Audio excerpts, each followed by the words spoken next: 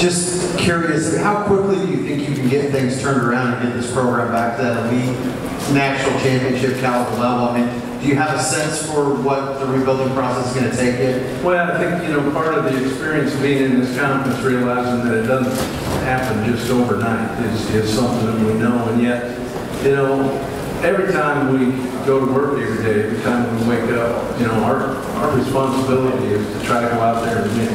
And there's never been a game that we haven't been in that we don't think that we're going to go out and be successful, and that's really what it's all about. And we've got a ways to go, and yet there were some good things in place. Coach Muschamp and his staff did some really good things, obviously setting the table, and we need to just pick up on that and move forward. Okay, Coach, we'll go here in the center section, right in the middle.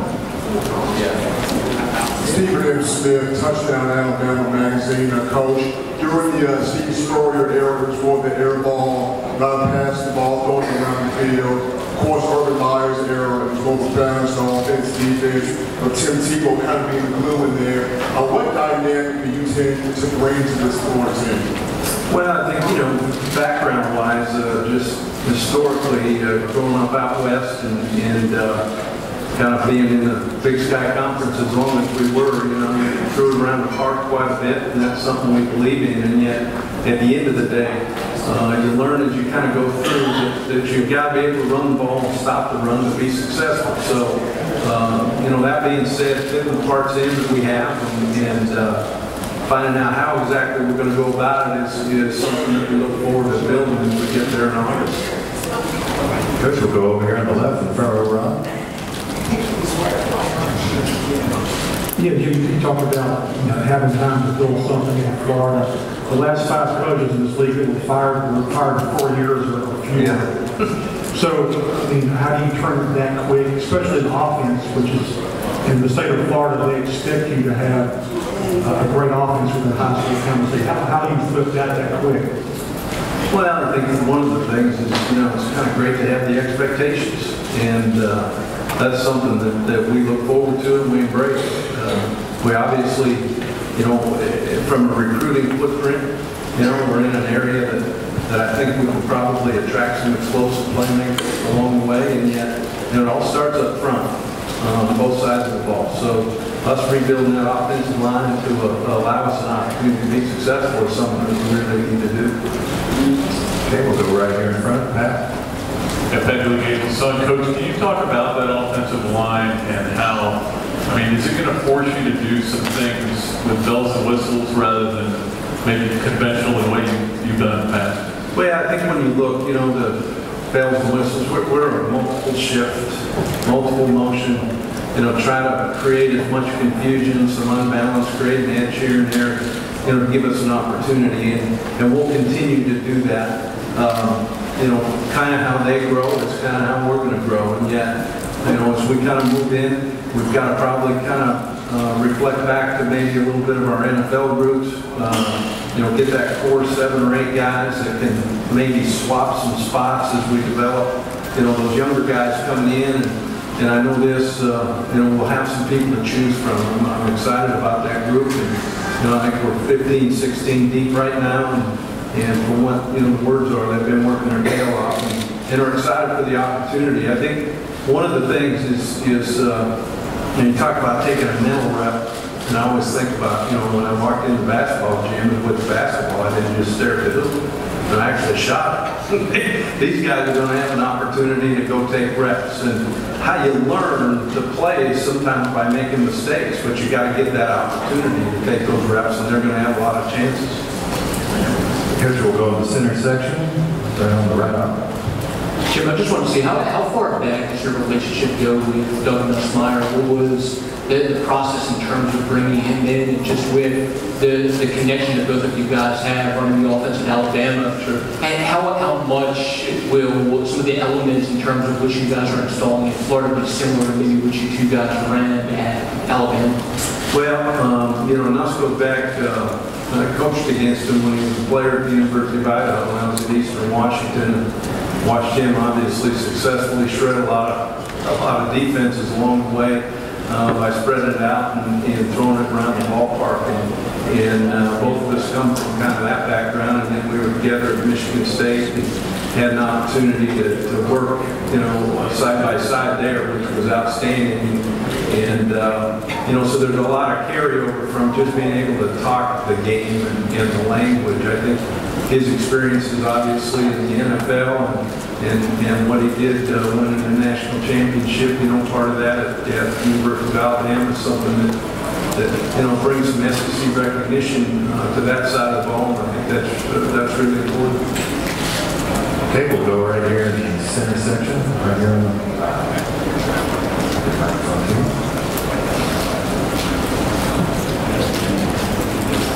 Hi, Coach. Keith Center down there. Coach, how has the cost of attendance offered by your school affected your recruiting and your program? Sure. I think as long as everybody's running by the same rules, it's federal guidelines, right? So there's not one thing or another. Obviously, some people would like to have a balance sheet across the board, but at the same time, there's a reason those are in place, and I think it's great for the student athlete. I think it really gives them an opportunity. I'm happy to see it happen, and I'm glad to see that we come through it that way. And, we'll see, if you lose a guy over $1,000 here and there, for the cost of attendance, maybe that's part of it. There's nothing you can do. Those are the rules that growing up, you've got a set of rules you just play by. I really put that much thought to that part of it, other than I'm excited that they're getting some. Good, we'll go back over here to our left. Charles, posting for your coach, you mentioned about being the ball coach at Florida. Do you have any kind of relationship with Steve Spurrier? Was he any kind of influence on you coming up as an offensive-minded coach? I always enjoyed watching his teams play, obviously. And, it's one of those things back when he was, coaching there, the things he was doing, advancing the football through the air. It was a lot of fun to watch. And I had an opportunity to meet him, speak with him a couple separate times, and just what a great guy, and really a knowledgeable guy as far as it comes to the offensive side of the ball. But more than that, here's a guy that, I drive by work every day and pass his stat sheet. That's pretty cool. I mean, there's a Heisman Trophy winner right there. And I look forward to someday being able to sit down and pick his brain, because he's one of the true guys offensively that knows how to get it done. We'll go back over here to our right, Coach. I'm David Morrison, Columbia Tribune. Have you been able to kind of diagnose how Florida hasn't been able to replicate that sort of offensive production from Spurrier, from the Urban Meyer eras the past 4 or 5 years? Is kind of what's gone into that? Well, I don't really look, into that, because we were kind of had our own set of problems, working where we were, and yet at the same time, I don't really look at it as much as, what was wrong. It's just what we have to come in and try to do to, be successful and help us win football games. That's really what it's all about. And those guys are really good coaches that have been through Florida, and sometimes, maybe it just doesn't work. I mean, I get it. It happens a lot in this profession, but at the same time, it wasn't for guys that haven't had success where they've been, and, for whatever reason, the pieces didn't fit. Coach, we'll go back over to our left, about 3/4 of the way back on the left. Yeah, Coach, Edgar Thompson, Orlando Sentinel. You're going to be relying on a lot of freshmen this year, first-year players. Is that unusual in the situation you're in? And did you do that at CSU? And how's that kind of dynamic work? It's got to be tough to do. Well, those guys, one thing is they all signed up to come and play. And some think they're ready maybe before they are. And, in our case, they're going to have an opportunity, and we're going to rely on them. We're going to have to take a lot of valuable reps, especially on the offensive side of the ball. And, for those guys, that learning curve has got to happen in a hurry. And there's a lot that goes into it, and yet we can't dump it all on them at once. And that's got to be our understanding, is we've got to have a little patience with a couple of those position groups as we move forward without hindering the play of the people around us. And that's really kind of the delicate part. I'll be really interested to see how they blend once we get down there August 6th. We'll go all the way to the back of this intersection. We're here in the back of the round. Chase Cooper with NFL.com. Coach, you've got a couple players on the team who are sons of former Pro Bowl type guys, and Kelvin Taylor and Brian Cox. What did you see from those two in the spring, and what are your expectations of those two in the fall? Well, Kelvin, he ended up taking a ton of reps because of the lack of numbers at the position, and has done an outstanding job, especially in the pass protection part of it, which is something that we're going to need out of him in moving forward. Brian is coming off of an injury, and yet has done a great job from the rehab standpoint, and we're excited to get him back out come the start of fall camp. Okay, we'll go in the center section, right here in the middle. Ivan White, Touchdown Magazine. Coach, last year the 48 finished fifth in total defense in the SEC, and you returned 7 starters this year. How do you ensure that there's not a drop-off on the defense side of the ball, and ensuring that the offense gets on the Kings side is one of the top-tier offenses in the SEC this year? Right, outstanding job on defense, there's no doubt about it, and a lot of those guys returning that have experience, so we're going to have to lean on them as we kind of introduce some of these younger guys, and yet it's up to the offense to kind of take the lead off of them as well. So, it goes hand in hand. We have to be good at special teams. We've got to be able to flip field position and force teams to go long the field when needed, and try to sustain some drives to keep them off the field. That's one of the things that going through, we really have kind of set as a staff that we need to focus on. So. There's some good competitive players over there. Obviously, losing the production as we did at what turned out to be the third pick in the draft, that guy was pretty special.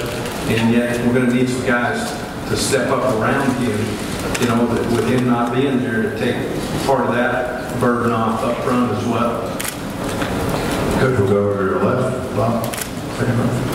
Hey, Coach, Bob Holker, Democrat Gazette. I've been a player in Vernon Hargraves, and how much do you think it helps his dad as a college coach? No, there's no doubt. I just love the way this guy comes to work every day. The way he practices, the way he thrives in competition, and not only that, the way he takes care of himself in the classroom and the other things, that go along with being successful in life. And, growing up, son of a coach, he obviously has been around it, and I think that is huge. Here's the best thing: he's fun to watch practice. Guy loves it, and that's what I think separates some of the guys at times is the ones that really truly go out there and compete every day to perfect their craft. And he's one of those guys. He's a lot of fun to be around. He's great to watch on tape. All right, we'll go over here to our right, Coach. Second row. Ross Dillon for the Advocate. Jim, you've got an incumbent starting quarterback being pushed in a competition. LSU has something similar going on. How is your competition affecting the team, and how would you describe it? When do you expect it to end? Well, I think it's one of those things that's kind of exciting for both guys. And really what it comes down to is when we get there in August, is which one of those guys affect the play of the other people around them, to help them be successful. There's a lot of talented guys out there that can throw it and do all that, but, for some reason don't click with the guys around them and how they help those guys play better. And that's something that we're looking for. I know, those guys have been, doing a good job of getting the guys together, doing the off-season workouts, and to see which ones, which one of them kind of stood up, maybe did some other things. What I mean by that, just a little extra working away from them, maybe, a little pull the guy's side here or there, and communicating with those old linemen that are going to be their bread and butter as far as being successful. So I think the biggest thing is, who's going to move the football team up and down the field is really what it's all about. Coach, we'll go over to this other side. Third row. Coach Palmer again. You got a couple national championships on your resume as an offensive coordinator.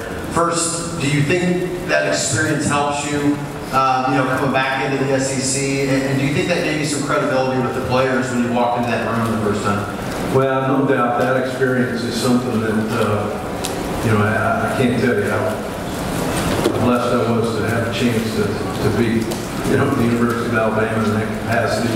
Obviously, being involved in the SEC for those 4 years was something that I think that helped a little bit. And yet, as all the coaches along the way, I've been fortunate to be around some great ones. And the one thing each one of them have echoed, and Coach Saban echoed it before I left Colorado State, at the end of the day, you got to do it the way you do it. Take the different ways you've learned, but make sure you're yourself when you're doing it. And I may have made that mistake a couple times, early at Colorado State, and understanding it. At the end of the day, I've been really lucky to be around some great coaches and learn some great things. But applying it, you got to apply it with, your style, I guess, and that's something we're doing that. Okay, we'll go back over to the right again. Matt Celeste, Fox Sports Shows Radio. Coach, I was looking over, you guys were top 20 in offense last year, number 18 at Colorado State. Michigan was 115th. A lot of people criticized Doug Nussmeier last year. Devin Gardner's progress really got worse as the season went on. Their offense, they were calling plays with less than 5 seconds on the play clock. I know you have a long-standing relationship with Doug Nussmeier, but just kind of elaborate on why you picked him to be your offensive coordinator. I think, one of those things is, statistically it's great. And I've got to say, Dave Baldwin did an outstanding job with our offense at Colorado State. Got better, a little bit better every year, and, up to where, we really became productive, and he did a great job with that. Doug's experience, in this conference, I think is something that is really good. I can't speak for what happened. I wasn't up there, but I just know what kind of ball coach he is. Every now and then, sometimes you go through one of those. It isn't. Obviously, it comes back to the coach. I get it.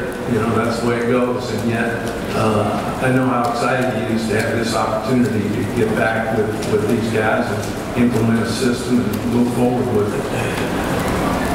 Coach, we'll go down here to our left, front row.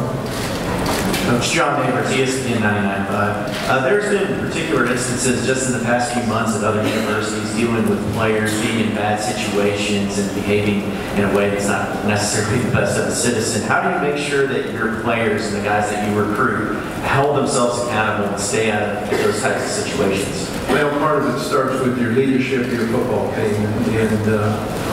And it's really interesting, each one of us in this room, we've all got freedom of choice. We can educate, and that's what we try to do as coaches. We're teachers. We try to do as much as we can, to help these young men be successful. And yet at the end of the day, it's about choices and decisions that you make, and some of those at a spur of the moment, you never know. And, summertime is really usually the worst, because there's a little more free time. And yet, at the same time, what you hope is they understand that we do have freedom of choice, but we don't have freedom of consequence. And that's part of growing up and part of learning. And I think it's one of those deals each one of us, are going to deal with. I mean, it's the way it goes. And yet, the education piece is what we're all about. And we look forward to trying to keep teaching every single day. We'll go on the far wall, about 3/4 way back. Hey, Matt, Cecil Herbert. You got 8 SEC games. You play Florida State every year. I think you got Michigan in 27. What's your scheduling philosophy? Do you like that? Do you think Florida needs to do more of that, or how do you approach that? Well, I really like those opening games. Like we're going to get an opportunity in a while here to play Michigan. Down in Texas, and I'm looking forward to that. I think that's good for college football. I really do. Playing Florida State, that's one of those rivalry things, and I don't think you ever get away from that. I'm a big believer in that's what I love about college football. I love the rivalries. I love those Saturdays. Those are certain things that I think just shouldn't go away. And so for us, maybe playing some of those opening games like that, I just think it helps your team prepare in the offseason, knowing that right off the bat, here we go. And I think it's a good thing. Okay, we'll go here in the center aisle. On the right. Hey Jim, I just want to say, how much have you stayed in contact with Coach Saban during the course of the last few years since leaving Alabama? And have you guys had a chance to reconnect or talk about you getting back in the SEC now, and you guys having a chance to face off against each other with you in Florida and obviously in Alabama at some point coming up soon? Yeah, he's been a guy that's always been there.